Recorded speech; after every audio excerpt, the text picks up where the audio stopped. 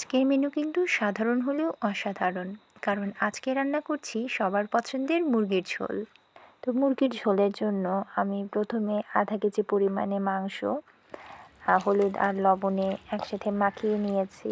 তারপরে আলাদা করে 30 মিনিট রেখে দিয়েছি ম্যারিনেট করে।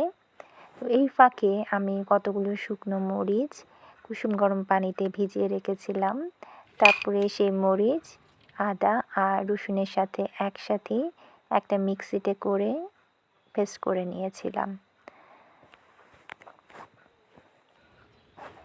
তারপরে আমি একটা কড়াইয়ে সরিষার তেল নিয়ে ওই যে আমি মশলাটা পেস্ট করেছিলাম ওই পেস্টটা আমি দিয়ে দিয়েছি। চুলার আঁচ অল্প রেখেছি, নতুবা মশলাও পুড়ে যাবে, আবার চারদিকে ছড়িয়েও যাবে। এরপরে আমি এর মধ্যে দিয়ে দিয়েছি পেঁয়াজ কুচি। পেঁয়াজ দেবার পরে এই মিশ্রণটাকে আমি কিছুক্ষণ নেড়েচেড়ে নিয়েছি। কিছুক্ষণ নাড়াচাড়া করবার পরে এর মধ্যে আমি দিয়েছি টক দই। তো টক দই দেবার পরে মশলাটাকে আরও খানিকক্ষণ নেড়ে নেবার পালা। তারপরে এই মশলায় যখন তেল উঠে এসছে তখন আমি এর মধ্যে দিয়েছি ওই যে ম্যারিনেট করে রাখা যে মাংস সেগুলোকে। মাংস দেবার পরে কিন্তু এখন মাংস ভালো মতো কষানোর পালা। কারণ মাংস যদি ঠিকমতো কষানো না হয় তাহলে মাংসের ভেতরে মশলা, লবণ এগুলো ঢোকে না, মশলার স্বাদ গন্ধটা পাওয়া যায় না, একটু কাঁচা গন্ধ থেকে যায়, তো খেতে ভালো হয় না।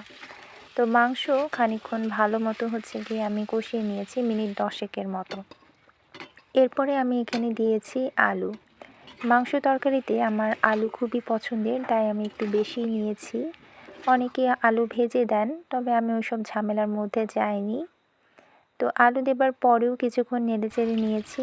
এরপরে আমি পানি দিয়ে দিয়েছি রান্না বসিয়ে দিতে।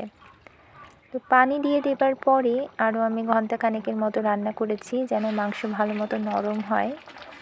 এই যে আমার রান্না কিন্তু প্রস্তুত। তো কেমন লাগলো আজকের এই রান্নার ভিডিওটি? যদি ভালো লেগে থাকে অবশ্যই লাইক, কমেন্ট এবং সাবস্ক্রাইব করতে ভুলবেন না।